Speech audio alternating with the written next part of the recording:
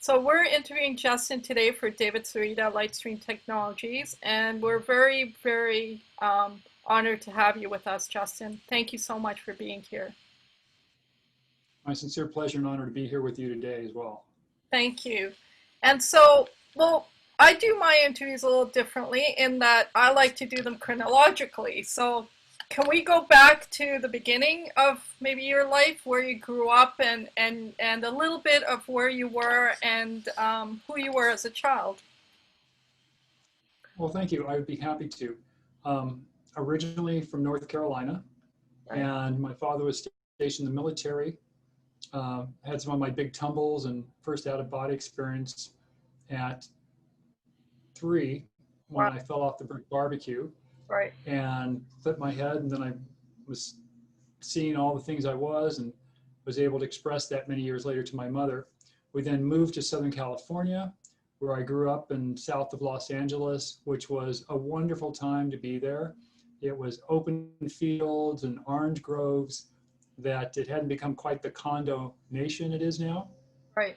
And all the freeways hadn't been built, and you could actually walk in a field and get your feet dirty and hang out and at the riverbed, and before everything was dammed up and apportioned. So growing up in the 60s in Los Angeles area, Southern California, it was wonderful. So saw most of my experiences there. So as Um, you were growing up, you had many experiences that were metaphysical in nature, if I may say, then astral in nature, and out-of-body experiences. So out-of-body experiences to do with death, or out-of-body experiences just in general? for myself, the first big out of body experiences was from an injury. Right. And I literally clipped my head at the back at C1, C2. So, I mean, that's your crown chakra, and literally cutting my head off at the neck. Brain too. So, I'm sorry? That's your reptilian brain too, isn't it? Exactly. And so I was completely unconscious. With that, on the way to the hospital, I was able to perceive everything that was going on in the car, the gentleman driving, the interior of the gray liner. As this was like a 1949 Mercury, it was so different from the traditional car today, which is very boxy. This had like the bullet shape, Right. and I can still see the back of the seats, and there was no seat belts. And to be able to describe that experience many, many years later to my mother, she was rather dumbfounded because, and I quote, said, "How could you know that? You were unconscious." Right. And and so you were able to describe it to her perfectly. Were you able to describe the conversations that were going on as well? At that time, it was just visual. It was visual. And with my healing gifts, 9 times out of 10, it's actually a visual image. So when I see something for someone, I'll see the connection to whatever's going on to that person in the world of medical intuition. Right. And this is now my main practice, that of medical intuitive. And I was given the nickname, the human MRI, because of the ability to see into the human body, but to see as good or better than an MRI machine. So who was it that gave you that nickname, if you don't mind me asking? Oh, I'm glad you did. Lisa Garr at the Aware Show in Los Angeles on KPFK. Wow. I had the pleasure of meeting Carolyn Mice Mhm. years back, and of course she too is a medical intuitive. And so tell us a little bit about how it went from you being able to have these metaphysical experiences to being a full out medical intuitive. What created that transition? Was it something learned, or would you say it was progressive and natural,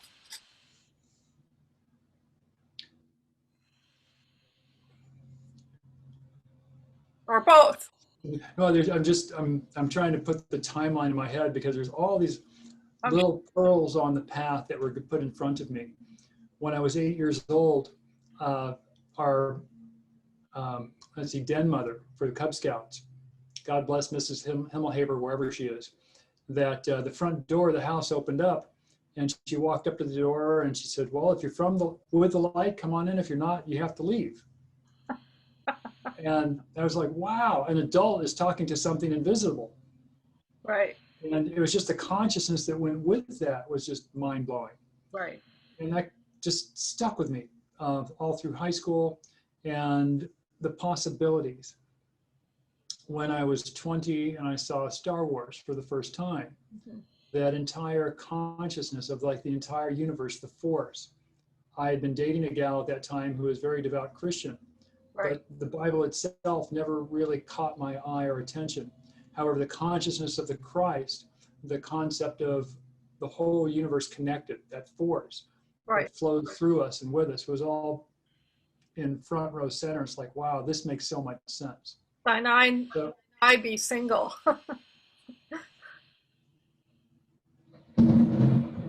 oh, did you hear that? Yes, I do.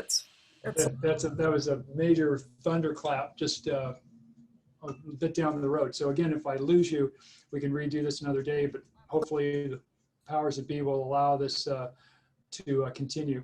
And my dog is now underneath my desk. So Let's that go to the present now, the human MRI. Give us a little bit of idea of the clients you've been with and the experiences you've had with them. You've shared a little bit with David as well, so we don't need to go into those very same ones. But what are the different medical intuitive experiences that you've had in you said visual. Are there also hearing experiences, and are there also feeling experiences? they've been a lot. My first moment that I was seen was in 2005 at a retreat in Course in Miracles up in the mountains of Southern California. Wow. And one of the gentlemen that was there at the event, big burly construction worker, and he was laying on the floor and a chiropractor was trying to adjust his back. Okay. And so recognizing that, he was trying to adjust him, but the pain wasn't going away. So I was presuming that because the chiropractor was working, it was more the neck and the shoulders. Right. And so the long and short of it is, so the chiropractor was done and people were standing around watching this. And that I knelt down next to the man and I put my hands above him, closed my eyes. And in that moment, I saw a broken rib in his right side of his chest. Wow. And it was just so clear. But of course, by that time, I'd gone through nursing and anatomy, physiology, and practice. So I knew what a broken rib would look like, both physically and metaphorically. Right. So in that instant moment, I was relaxed. I was in this great weekend of meditation. And it was this perfect storm of things coming together. And I saw it. I just leaned back from the guy. I hadn't even put my hand on him. I just kind of like, wow. And I asked him, where are you feeling this pain, Ananda? And he goes, on my right side. I said, you, my friend, have a broken rib. Right. And the room went completely quiet because the chiropractor had just been trying to twist his neck and back and all that and could have punctured a lung. Right. Oh, yeah. And so that moment was like this, wow. And then through the rest of the weekend, Jim, who was the musician, and he played guitar, and he was having some wrist problems. And I knew it had surgery in his neck. Right. And that when I'm looking at him, I was sitting across the way, and I looked at him, all of a sudden I could see the scar tissue in his throat from the neck surgery was causing an impairment on the nerve down to his wrist. So that even though he's feeling it in his wrist, it was actually in his neck. Yeah. And I expressed that to him. Right. And he said, you know, Justin, that's kind of funny. And I said, what's that? And he says, that's the same thing the doctor told me. Right. And so you're getting all these confirmations, obviously, from all these people that also had diagnoses from medical practitioners, backing up what you're telling them on an intuitive level. Mm-hmm. Indeed. So that was a gentle start to this. I had not studied with a medical intuitive. In fact, I didn't even know who Carolyn Mace was at the time. Right.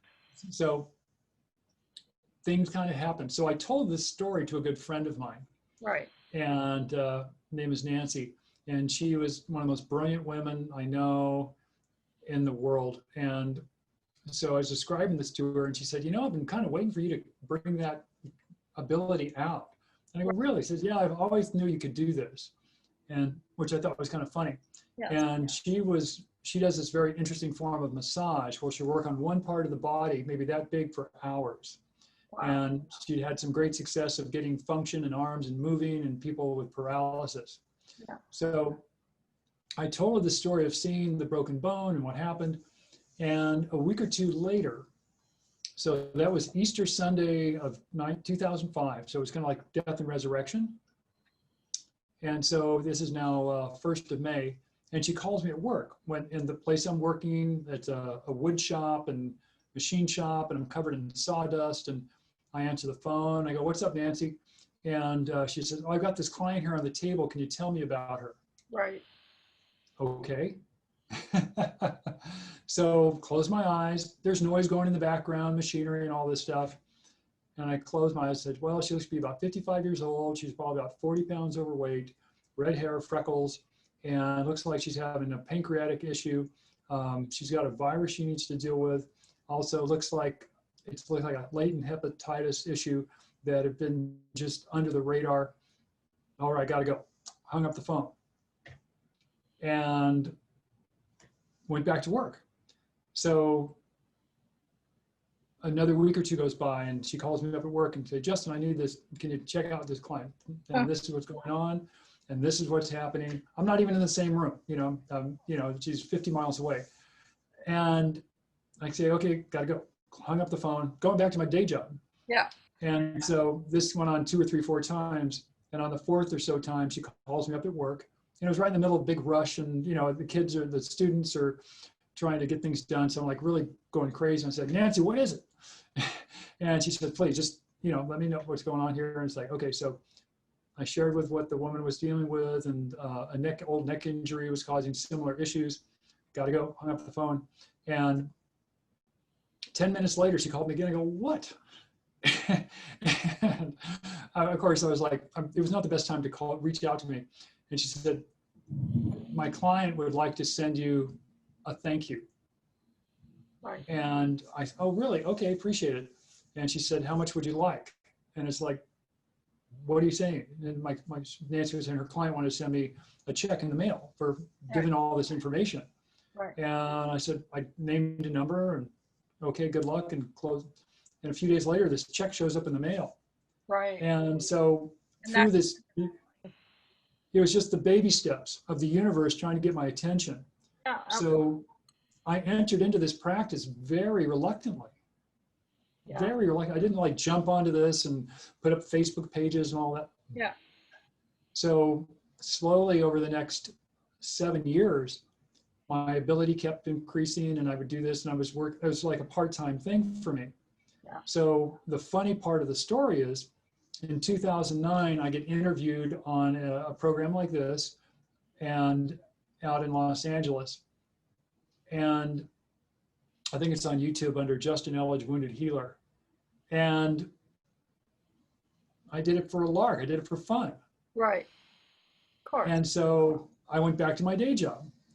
And then about 6 months later, I get a phone call from a telesummit company up in Canada with Karen and Selma. Okay. And so they said, Justin, we saw your video online. We'd love to have you on our telesummit. Because like new kid on the block. And I go, really? And she says, yeah, it'd be great. What day can you be on here? And of course, I kind of hold the phone and go, oh my gosh. And it's like, okay. And that's how it started, and that's how it picked up. And that was the thing. So I went on their program, and I was interviewed for the hour and a half. Right. And just did what I did. People would call in. I would say, this is what's going on. This is what's going on. And people were just like, you could just hear the amazement and, oh, that's so right. And it's like, again, for me, it was like big time now. It's like, I'm really putting myself out here live. And so there was a lot of trepidations, but it was like, after the show was over, I thought that was fun. I enjoyed that. And I thought maybe, 4 or 5 people would buy the package. Right. And so it blew up. It went crazy. They had so many people say, I want to work with this guy. Right. And they were dumbfounded. They'd never had a first interview do so well. Right. And so that right time, right place, that was like, I guess, 2012, 2013, now 7 years ago. And so predominance of my work has been doing telesummits. And now for the last 7 years, so I'm starting to get a lot more repeat clients, but now more and more clients tell more and more clients. Yeah. Of course. And it just snowballs. But ultimately, The universe and spirit guides. and or someone will hear this talk today or with David and whomever, and then they will contact me directly. And then we're diving right down into what's going on. Right. Most people are familiar with the medical medium, Right. and God bless him for all the work he's done. Yeah. I would love to have been able to take dictation with someone whispering in my ear all day long, working with clients. Again, me, I'm very visual. I usually see what's going on. So, but he's not practicing anymore. You can buy his books, but he's not practicing. And I've had people contact me after having seen him that hadn't gotten the answer they're looking for. And that's no negative reflection on him, Right. but sometimes it's just not the right person. So it's amazing the different things have happened. People have contacted me and the questions have been asked that I've done the best to answer, like the little girl that was out in the ocean 10 years ago with her boat. They didn't know she was alive or dead. And I was telling them what I saw, and sure enough, it was true. A niece who I was seeing I was telling her at 16, she'd be pregnant at 21, and the family wasn't crazy, but she was pregnant at 21. Another niece, I first saw her having a baby last May. She had a baby last May, and almost to the day. And then a couple months ago, I said, oh, she's going to have another baby this year. And so sure enough, we found out 2 weeks ago, this other niece, she's now having another baby with her husband. So that's the stuff I love to do, to bring up, and it's something fun. There's going to be a baby being born. Like most intuitives, I haven't been given the numbers for the lottery, whatever cosmic riddle that is. It would be wonderful to have a few $100 million that I could spend and see fit to change the planet and heal the planet, to put into education, put into devices and things that David and I have talked about that can make such a big difference, or at least demonstrators, and then let the powers that be go with it. But I guess that's your purpose is different, and if that was your purpose, you would have received your lottery numbers by now. Yeah, in many ways, as somebody once said, you've already won the lottery. Absolutely. And that's the feeling. It brings me such joy to do the work, because more than anything else, when I'm working with someone one-on-one like this, I'm right there with them.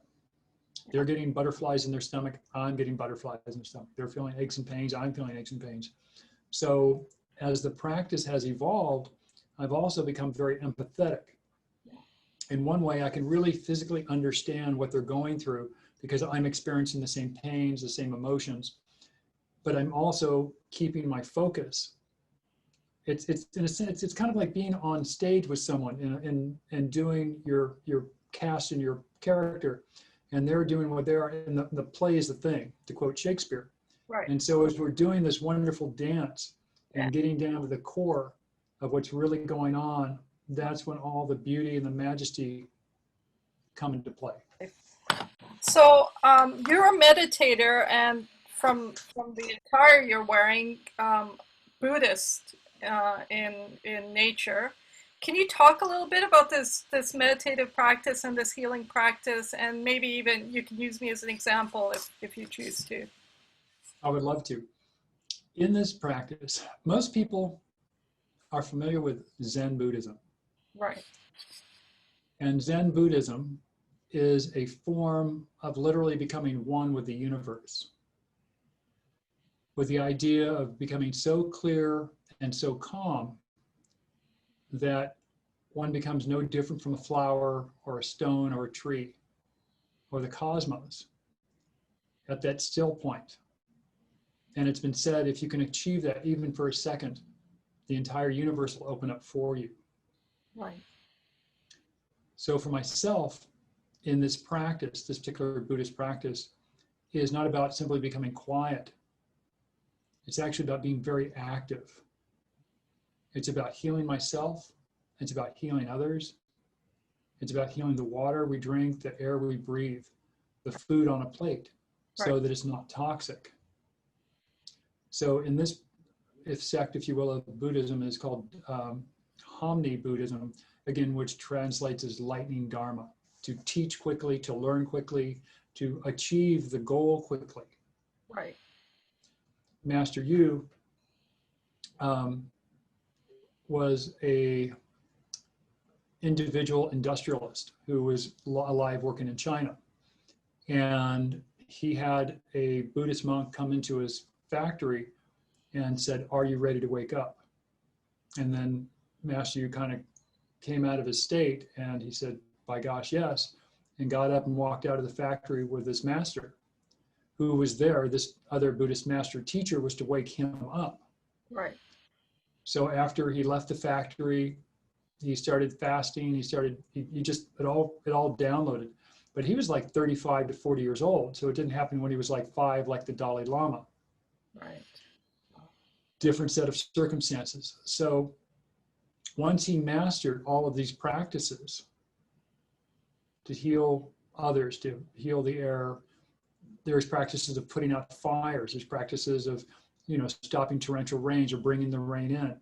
So this is the stories and legends of the great wizards that are handed down that have been lost to time, that with practice and practice and practice, one could achieve these conditions again if applied correctly. Okay. And so this esoteric Buddhist teachings is, I'm one of those few individuals who have been able to take it forward and teach it to others. So in the 20 years of practice in this Buddhist healing practice, rather than me sitting, meditating, being quiet, my entire reason I'm practicing is to be able to heal the person I'm working with. Okay. To help get rid of their ghosts, to help get rid of their entities, to help them physically heal that bone, to breathe better. And it goes on. So in this Homni Buddhist practice, it's all about actively engaging in the world. There are practices for crossing the burning desert. There's practices for crossing the frozen snows. And all of these things were created back in the day, hundreds of years ago, 2,500 years ago, going back to the Buddha. Yeah. So that the monks, the travelers, could cross these places to get where they needed to go, to Right. be the messenger with very little food or very little sleep. There's a practice of energy meditation that I could teach you in 5 minutes, which you could use the rest of your life as a great alternative to caffeine. I know. So that's just one of the many things I do. I have a master class coming up in September 5th, and this is a 3-month weekly course that'll be done by Zoom. Okay. And I will be teaching anyone that shows up. So it doesn't matter what denominations, doesn't matter if you've ever meditated. None of that is important. Only a willingness to engage with the divine through this practice. They do not need to become my disciple. Again, I'm here to teach the work, to bring this forward. And so even if you read the book, imagine, if you will, if you could have a Bible study with Jesus, or that you could have a Quran study with Muhammad, Right. or that you could have a Torah study with Moses. Right. The inflection, how they would teach it, being the ones that basically had written it. Yeah. It's a whole different ball game. Yeah. Like the master classes online for like Steven Spielberg, who teaches how to make a movie, that kind of thing. That's what I'm talking about. So Right. in these teachings, of which I will be teaching at least 24 different practices, including staying safe from COVID, a form of abundance meditation of the golden light body, which has been just off the charts, amazing to me. Other esoteric practices, and all of it together, that rather than, as I was going to say, Yeah. my experience in metaphysical circles Right. is there is a certain smugness because, oh, I've taken this class with that teacher and I've taken this class and I've done that. And so therefore I'm now enlightened and everything, nothing can harm me. And yet I work with people like this all the time. They just can't seem to get ahead. They've done class after class and they can never get to the root cause. So in my whole work, my entire body of work, it's getting down to help that person find out what's really blocking them at a subatomic, biological, metaphysical, historical, genetical, heredity, and past lifetimes. This is so much beyond the Akashic records, which I've had people banty that around. Yeah. So I've had people that have worked with other healers and shamans and said, oh, I don't have any entities, I don't have any ghosts. And then they start working with me and they're starting to cough up hairballs and all kinds of, literally all the things that have been trapped inside them start coming out. Right. And then when we're done and the tears are flowing and they go, oh my God, I had no idea. I said, yes, that is the difference of working with a true master. Right. And the master's working through me. Right. So I know there are other healers out there at that level. I've yet to meet one, and I hope I do. There are other Varakanas, which through the Hamni teachings are around the world. I think there's less than 100 of us teaching. So it's a very, very small amount of people that we've reached out for, but we still continue to go forward. And again, my work, my practice, my teachings of Master Yu are open to anyone. And, it doesn't matter because it's about helping you as the individual raise your vibration so much more. So I've been working with David since June 2018 now, and his work, of course, is also about raising people's vibrations through frequency. So when we discuss frequency and we discuss raising vibration, so frequency is sound, and so in the Buddhist practices, are you using sound also to raise your vibration, or is it more internal and more silence? We talked a little bit about silence versus sound, and you mentioned this Buddhism or this teaching is more about acting versus sitting in silence. Can you? Well, let me demonstrate. Hold on.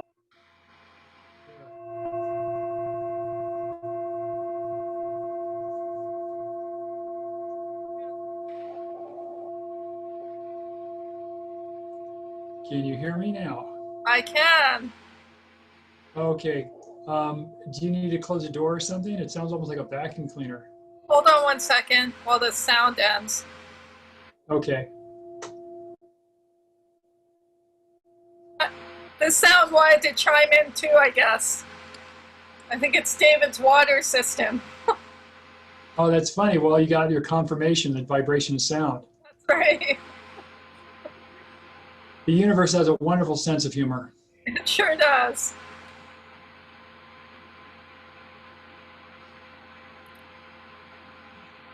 It usually doesn't last this long.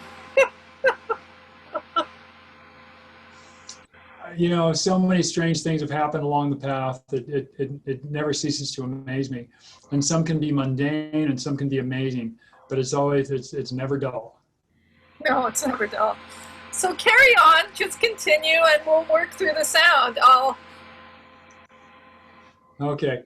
To answer your question, in the harmonies or the holographic universe, in the teachings of the masters and the Buddhas, you'll see them sitting somewhere in the temple and their hands will be in a particular position.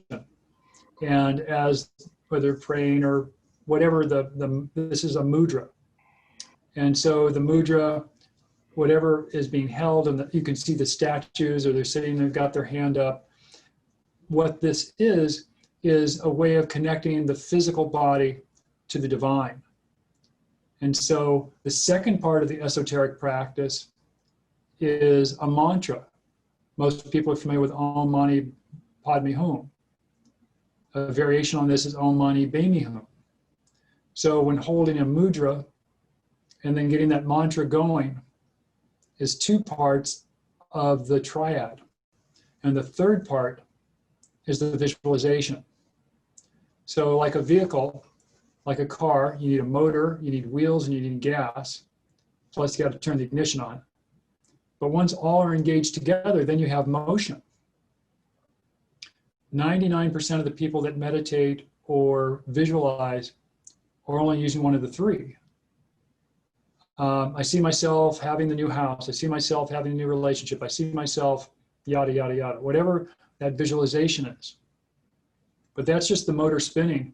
It's not connecting to anything unless you engage the thoughts in a way that are giving you forward motion.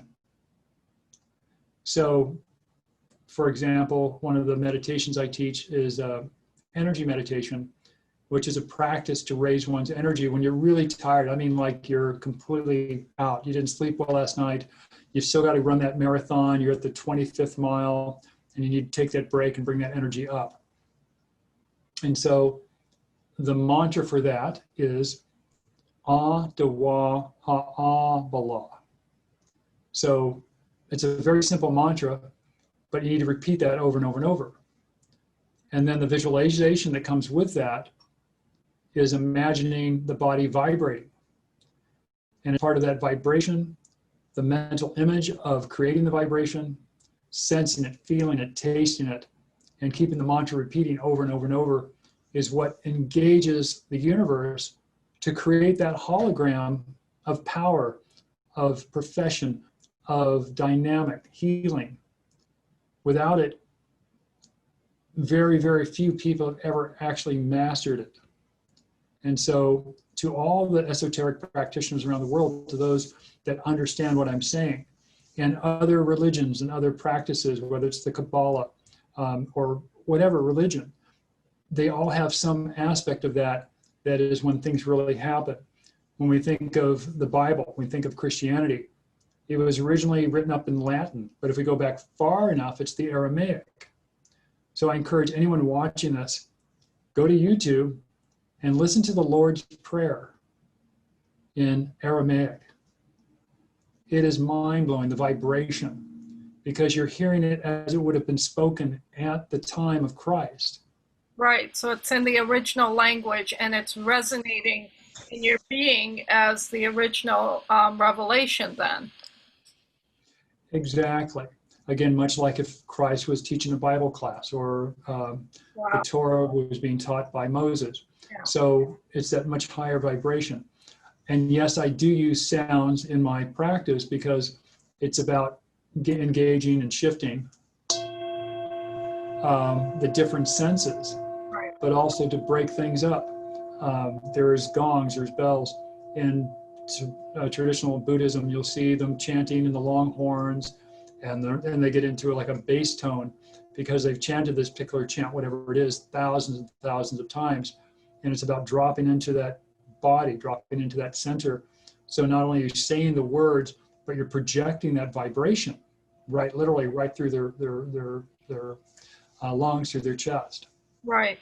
And like, I mean, while we were sitting here through this interview, you know, you turned on the incense before we started. And I could feel the shift just by turning on the incense in the atmosphere, for lack of a better word, that there was a shift before and after that lighting of the incense. And then when you rang the chimes, I could feel a difference again. So it's, if in a sensitive reality, there is an actual difference. There is an actual change that occurs on a physical level, even though, you know, others may not be able to sense this shift. Well, also adding to this, Right. as we say with anyone on stage as a theater actor, once more with feeling. Yes. So as part of the work that I'm doing, it's also, no matter how many thousands of times I've lit the incense, Yes. it's also with grace and gratitude and appreciation. When I do this work, you know, if I never worked with another person, just the stories and things I've experienced, I'd be fine. Yeah. But at the same time, it's such an honor to be able to assist others to finally be free, to finally break loose the chains that have bound them from generations back or generations to the future. Not only do we have heraldry or family history, but we have also interdimensions. So that we think of like ghosts or the unseen vampires. Again, they can be there from abuse. So if a little girl gets abused, that energy actually was from the abuser being abused by another entity or ghost.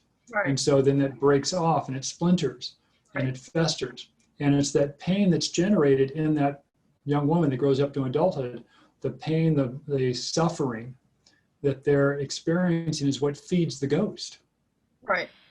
So part of my entire practice is about alleviating suffering. And for some, it might be a product that they can take and it will get rid of the problem and they're done. But it's also the other layers underneath it. So I'm the only one I know of that's doing the whole spectrum. Okay. It's not only nutritional counseling, but also looking at what the problem is, helping them get through it, but also you know, supplements and things that will make a difference. And then also working on the spiritual sense. Right. It's all connected. And that's, for me, has been like this big aha moment, is that when they talked about this back 1,000 years ago, they were really right. They knew what they were talking about. Right.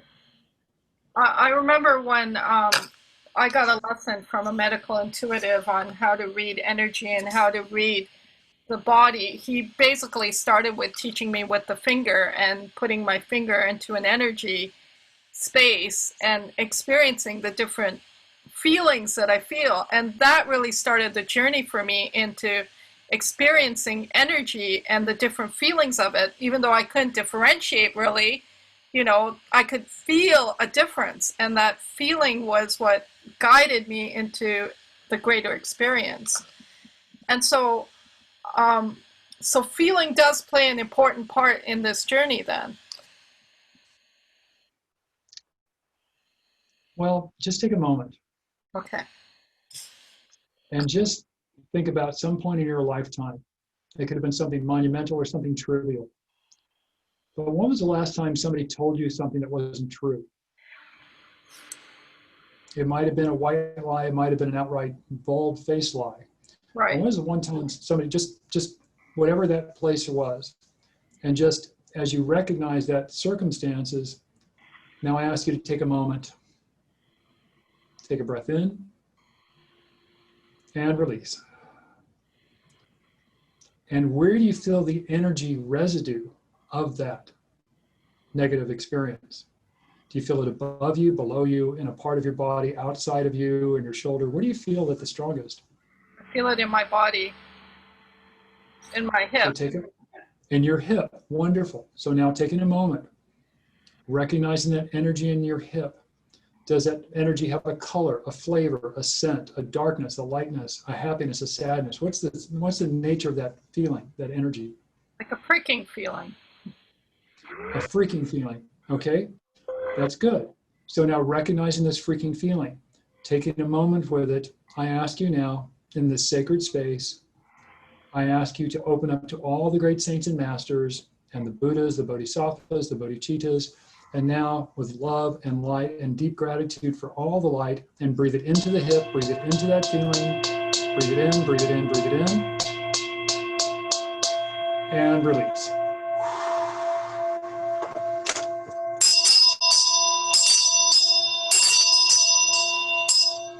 Second sacred breath in, breathing in, more light, more grace, breathe it in, breathe in, breathe in. And release.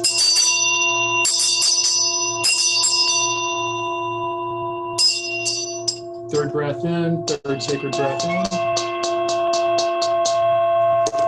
And release.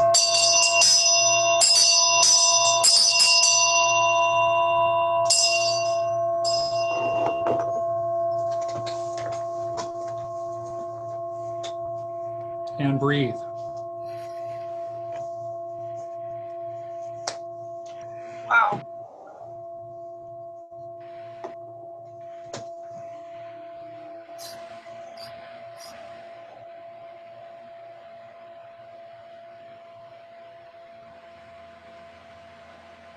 feel a knot in my heart.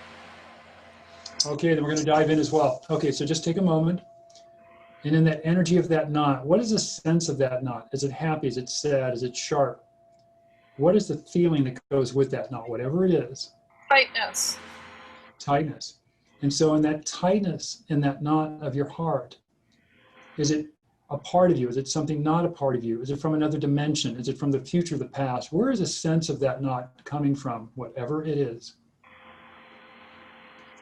I just get me. It's you. So recognizing the you and that tightness in your heart, just take a moment with it.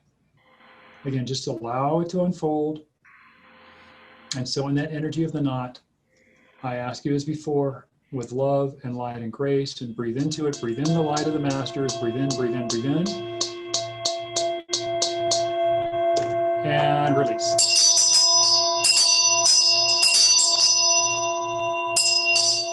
Second sacred breath in, breathing in light, breathing in grace, breathing in light of the masters, into that heart, into that knot, and release it back to light.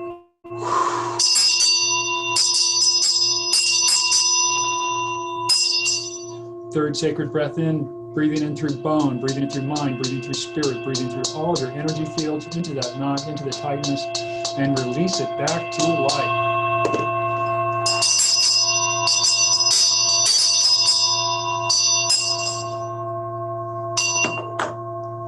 And if you feel like shaking it off, shake it off. You've got a cough, cough. Whatever you need to do right now, that's okay.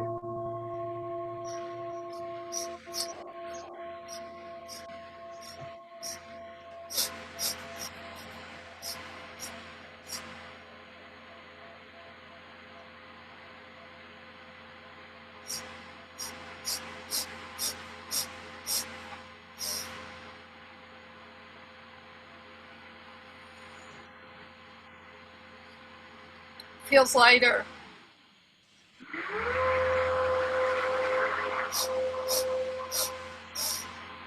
Okay, has it completely gone? Has it shifted to another location? What are you sensing now? It's lighter. It's lighter and broader. Doesn't feel. Okay, so, It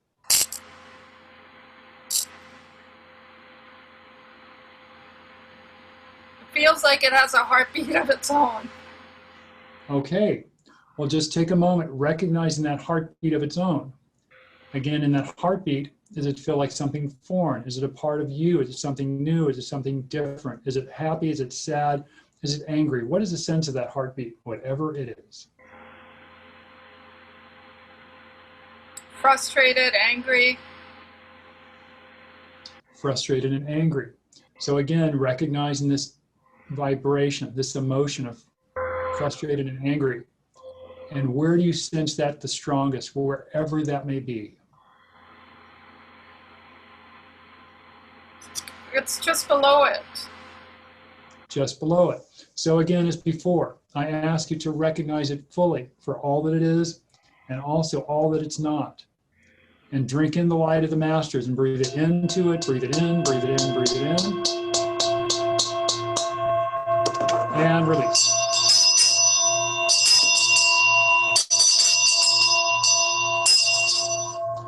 Second deep sacred breath in, breathing through bone, breathing through teeth, breathing through body and spirit. And release.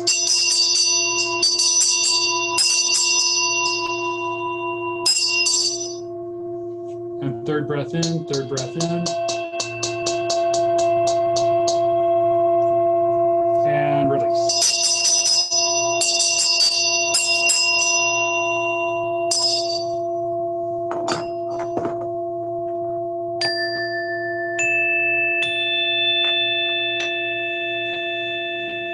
Keep going, keep going, keep going. Breathe it in, breathe it out. Breathe it in, breathe it out. Panting now, breathing in and out, panting. Just go ahead and go with it. Just go and breathing in. Just let it go. Now tapping, tapping and breathing, tapping and breathing, tapping and breathing. There you go. Tapping, tapping, tapping and breathing, tapping and breathing. Keep breathing, keep tapping, keep breathing, keep tapping. Breathing in and out, breathing in and out. Let it go. Let the fire build. Let it grow. Let it grow brighter and brighter, brighter and brighter. There you go. Breathing in and out. Almost there. Almost there.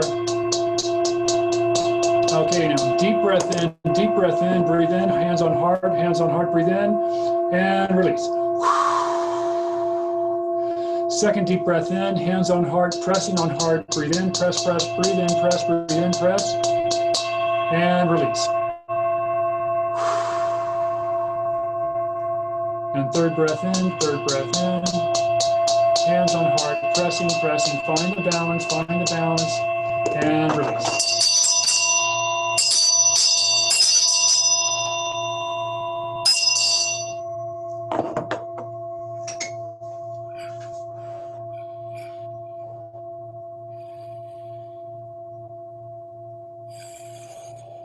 And breathe.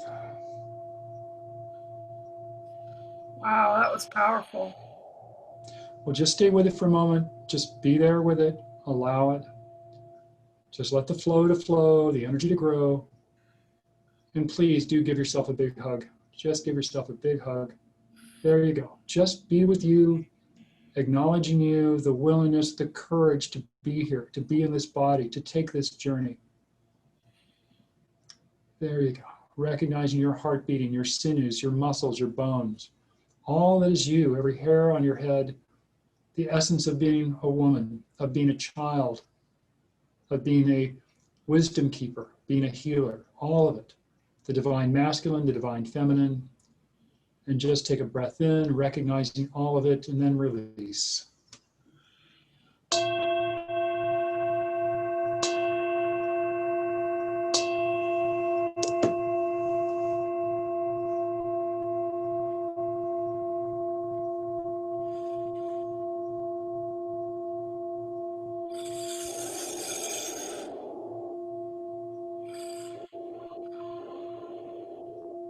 Sort of doing it on its own now.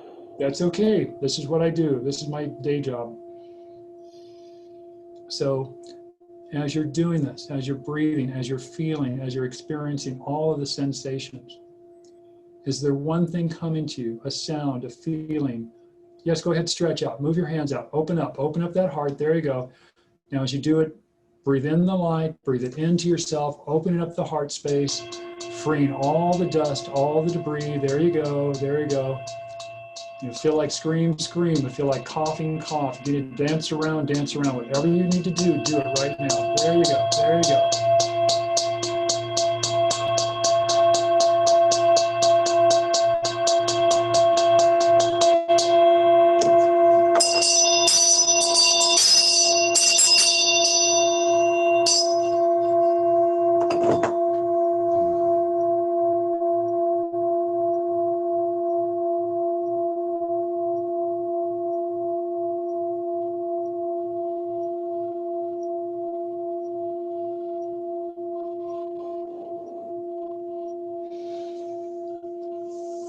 And so it is. Thank you, Justin.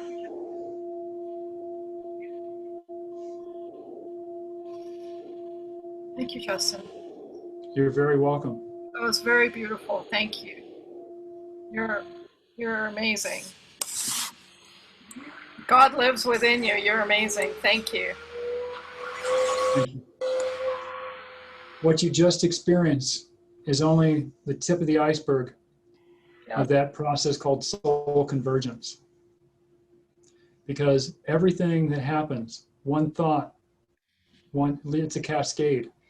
And tonight, when you go to bed, just allow yourself to time and space to be with you.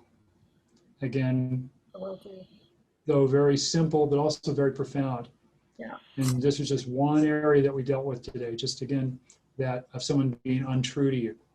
And that's so much more. I know it's a much bigger aspect of your life, but this is again about getting you to you. So I will say this now, when you're ready. Okay. I will take you on the entire journey. I would love to. I would love to. Okay. Thank you. Thank you, Justin. Wow, this was one of the best interviews I've done. Thank you, Justin. Thank you so much. I hope it's all right with you if I share your link and your courses with other people. Absolutely, that would be wonderful. I would so appreciate that. I have my own website too, but always in collaboration with David Sarita, fully and completely. So if I have your permission, I'll share it with others on my website, your links as well. Thank you so very much, and more. I greatly appreciate that. Wonderful. Thank you. Thank you again. I feel like this is a good place to close.